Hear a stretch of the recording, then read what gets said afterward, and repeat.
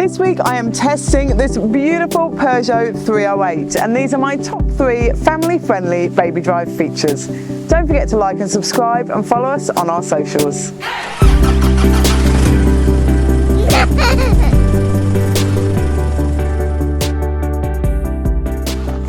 Number 1 is the boot of the Peugeot 308. Even though this is quite a small car, it can still fit a twin pram in the boot.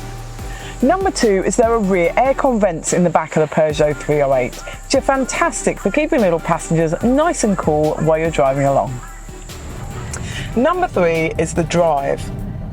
The Peugeot 308 is a really nice car to drive. It's got really lovely responsive light steering and the steering wheel feels fantastic in your hands. It's really small and delicate. Also the look of this car, it looks fantastic. It's very beautiful and I love this green colour.